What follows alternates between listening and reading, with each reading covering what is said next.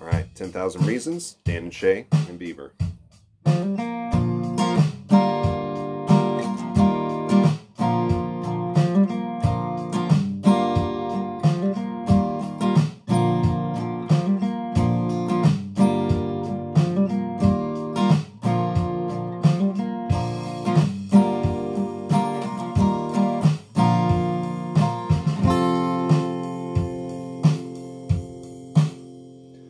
So the song's pretty simple in the fact that it only has 3 chords plus a 4th chord that's played in the bridge.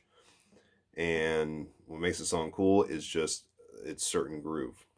So we'll cover what the chords are, how to play them, how to transition the chords, how to play the groove, and then how to get it up to tempo. And last but not least, we'll throw in the little sparkle that makes the song really shine. All right, so the 3 chords that are at the core foundation are your G-shaped chord, E-7 chord, C♯9 chord, and the G chord. And notice that I have a capo at fret 3, so I'm playing the shapes of these chords, but in all essence I'm playing a B flat to a G♯7 to a E flat add 9 back to a B flat chord. And then when I throw in a D-shaped chord, it's actually an F chord in this case, but we're going to refer to them by their chord shapes. So again, I'm going to start with a G chord, all 6 strings, starting with the middle finger on fret 3 in relationship to the capo. Next string towards the ground, 2nd fret, index finger. Next 2 strings are open, and string 2 and string 1 are played with the ring finger and pinky finger at the 3rd fret. So it goes frets 3, 2, 0, 0, 3, 3. 2nd chord, I'm going to take the middle finger and swing it from the 6th string at the 3rd fret to the 4th string at the 2nd fret. I'm going to slide the index finger back just a little bit to make room for that middle finger to swing over. Play all 6 strings, so it'll be open, 2nd fret, 2nd fret, open, 3rd fret, 3rd fret. That's my E♯7 shape. To get to the next chord, the C♯9, I'm going to take these 2 fingers, I'm going to flip-flop them. So the index finger is going to go 1 string towards the ground, where the middle finger currently is, and the middle finger is going to go 1 string towards the ceiling and 1 fret towards the body of the guitar. It's going to be a 5-string chord, starting on the 5th string with 3rd fret, 2nd fret, open, 3rd fret, 3rd fret. And the last chord is the G chord again. So I'm going to take my root and major 3rd pattern, move both these fingers 1 string towards the ceiling, and I'm back to the G.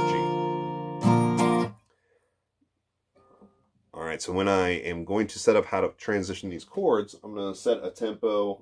The song's at 90 beats per minute, so I'm going to do this at 60. I'm going to give it 4 beats per chord, just to get comfortable with my changes. Ready, go. To the E♯7, go. To the C♯9, ready, set, go. Back to G, 1, 2, ready, go. Start back over on the G, ready, set, go. E♯7, 1, 2, ready, go. C♯9, 1, 2, ready, go. To the G, 1, 2, ready, go. And that's how you end that pattern. Now ultimately we'll want to split these measures. So the next thing we're going to do is, instead of playing every 4 beats on a chord, we're going to play every 2 beats. So I'm going to start with the G chord again. 1, 2, 1, 2, ready, go. That's G to the E minor to the C♯9, back to G. Repeat it on the G, E♯7, C♯9, and back to G. Then on the 2nd and 4th chord in the progression, we're going to want to place it between beats 2 and beats 3 on the 8th note in between. So it'll sound a little something like this. I'll count it off as 8th notes. So I'll go 1, go 1 and 2 and 3 and ready, go. G and 2 and 3 and 4 and C and 2 G. Right, so it's G and 2 and C and 2 and G and 2 E, C and 2 G. One more time, G and 2 E, then C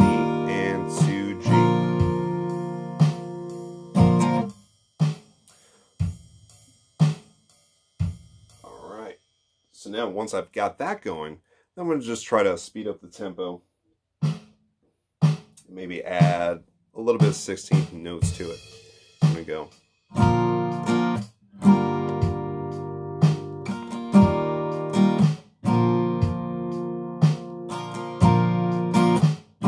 This is 60 beats per minute.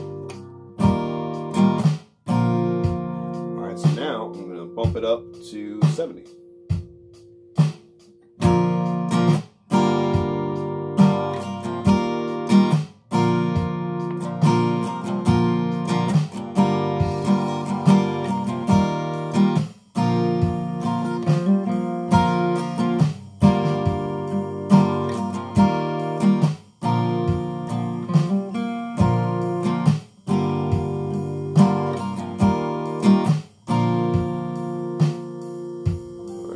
To 80. 1, 2, ready, go.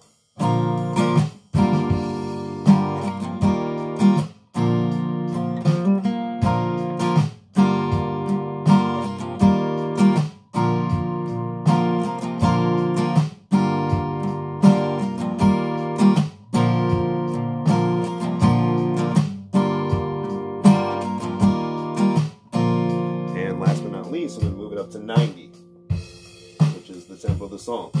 1, 2, 1, 2, ready, go.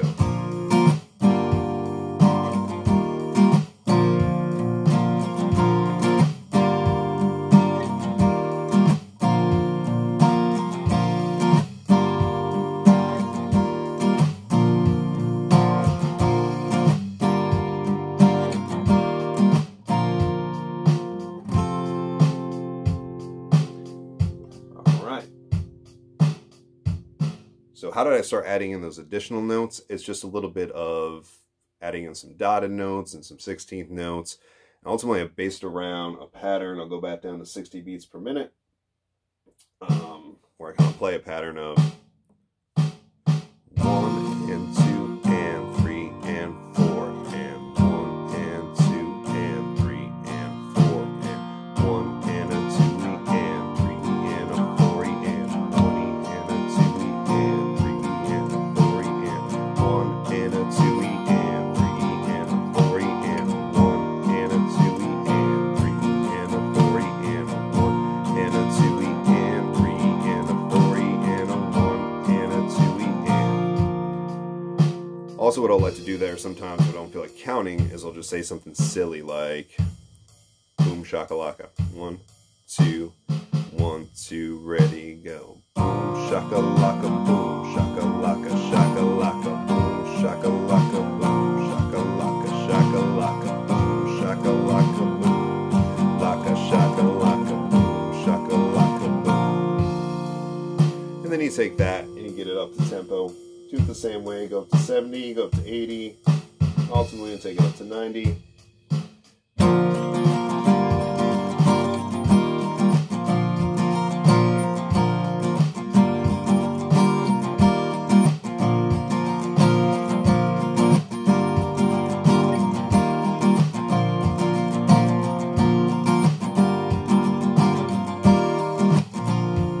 Get a little more selective about where your strums are going to hit.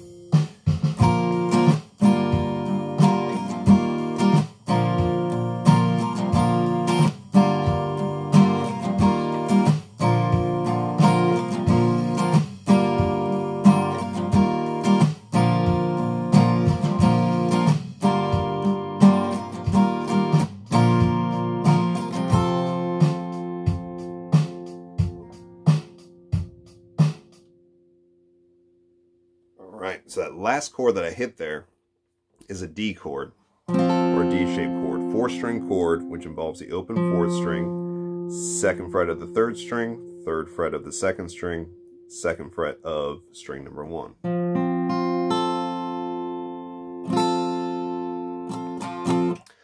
All right, and in the chorus, it's just nothing but D, 2, 3, 4 to the C, add 9, 2, 3, 4, then the D, 2, 3, 4 to the C at 9, 2, 3, 4, 1, 2, ready. Then you're back into the groove of the song.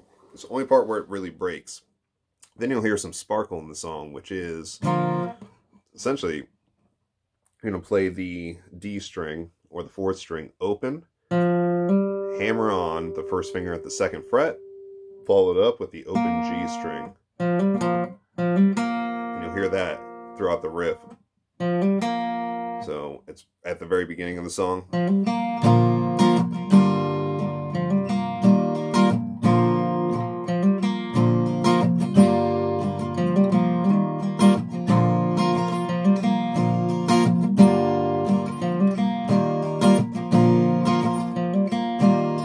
So I might have been using a little bit too much there, but you get the idea of where you can add that in. And then in relationship to music theory, this is nothing but a 1, 6, 4, 1 pattern. Within the chorus, they jump to the 5th, which is the D. Alright, so that is a recap of how this song is played. Feel free to leave any comments, but more importantly, have fun with it.